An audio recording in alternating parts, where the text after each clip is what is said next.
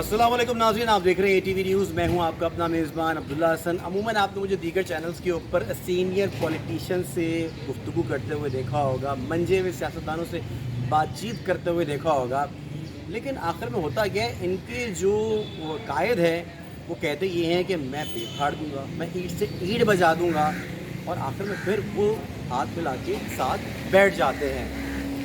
और बड़ा अफसोस होता है ये सब चीज़ें देख के कि एकदम से यूटर्न ले लिया कि हाँ, यूटर्न के जो है वो बादशाह यकीनी तौर पे आप वो भी उनको भी समझ गए होंगे, लेकिन कहा इनकी जानिब से ये जाता है कि सियासत में कुछ भी हुर्फ़ आखिर नहीं है, लेकिन अवाम की अखीर कर दी है इन्होंने।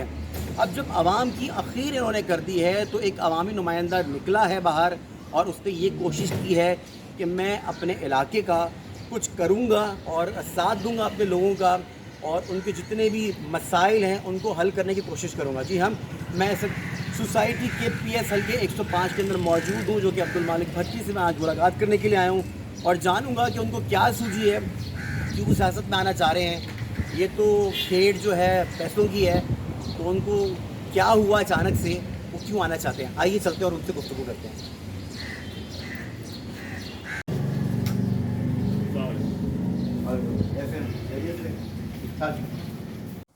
मैं तकरीबन 50 साल से इधर सोसाइटी में रह रहे हैं। ठीक है। स्कूल भी यहीं से किया है, NED से मैंने इंजीनियरिंग पास करी थी। फिर मैंने साइट लिमिटेड ज्वाइन की थी, वहाँ से मैं चीफ इंजीनियर से रिटायर्ड हुआ हूँ, 2 साल हो गए।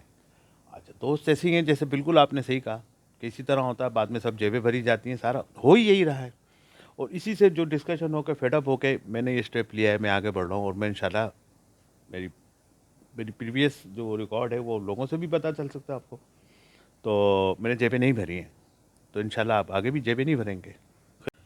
PCCS कम्युनिटी हम लोगों ने बनाई भी है, एक रेजिडेंट कमेटी बनाई हुई है, उसमें काम कर रहे हैं। उसमें ये सारे हमारे प्लानिंग में है। एजुकेशन के हवाले से, स्कूलों को थोड़ा सा अपग्रेडेशन कराने के हवाले से, इनके मेयार को बढ़ाने के लिए एक तकरीबन समझ लें एक प्रेशर ग्रुप डेवलप हो जाएगा ना जब हमारा, तो फिर हमारी से हो जाएगी तो लोग सुनेंगे।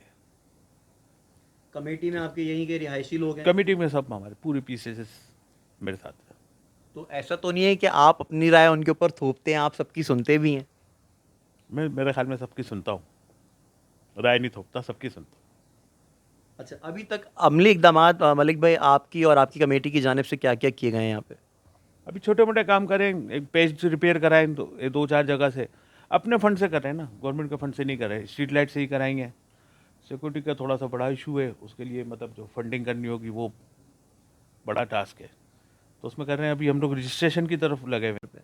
हाँ, बहुत लोग दे रहे हैं। बहुत से लोगों का तो यही ख्याल है कि पार्टी के बगैर तो जीतना नामुमकिन है, और मैंने यही करके दिखाना है इंशाल्लाह कि जो पब्लिक की राय यही है ना, जो पॉलिटिशियन से बेजार आ गए रिवायती, फिर वो आज़ाद को जिताएं, वरना ये तो पब्लिक। मेरे ख्याल में तो इनमें से कोई बेहतर जमात नहीं थी। अगर कोई बेहतर जमात होती तो शायद मैं उसी को ज्वाइन करता। आपको इधर बैठ के इंटरव्यू तो नहीं दे रहा होता। इस इलाके के लिए, इस कौमियत के लिए, और बहुत सारी जो कौमियत यहाँ पर आबाद है उन सब के लिए कुछ करना चाहते हैं। तो इसी जज्बे को कार फरमा रखते हुए इन्होंने इलेक्शन में हिस्सा लेने का इरादा किया है।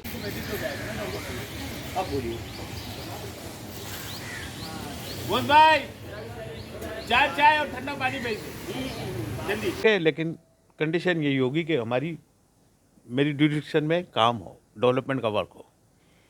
सिर्फ मेरा ये सिंगल पॉइंट एजेंडा है कि मुझे अपने कॉन्स्टिट्यूंसी के करें कि भाई आप जो है पूरी तरह उनका साथ दें, ताकि ऐसे लोगों को इलेक्ट करके हम अपने मुआशरे में तब्दीली सही मायनों में ला सकें। सिर्फ नाम की तब्दीली ना हो, काम की अमली तब्दीली। भट्टी साहब जाने पहचाने शख्सियत इस इलाके के, बहुत पुराने रह रहे हैं यहाँ। इंशाल्लाह भट्टी साहब जीतेंगे भी, और कहाँ भी। अच्छा आदमी इलाका के लिए बहुत अच्छा है, और इससे कोई अच्छा आदमी तो इस इलाके में हो ही नहीं सकता। तो नाज़रीन, हमारे साथ मौजूद थे अब्दुल मालिक भट्टी साहब। आपने यकीनी तौर पे उनकी गुफ्तगू मुलाहिज़ा भी की है, और उनका यही कहना है कि अगर कोई जमात बेहतर होती तो मुझे क्या सूझती इलेक्शन में आज़ाद उम्मीदवार खड़ा होने की। मैं अपनी ज़िंदगी वैसे भी ये जो है आसानी से बसर कर सकता था। अपने मेज़बान अब्दुल्ला हसन को दीजिए इजाज़त। दोबारा हाज़िर हूँ आपकी खिदमत में। अल्लाह हाफ़िज़।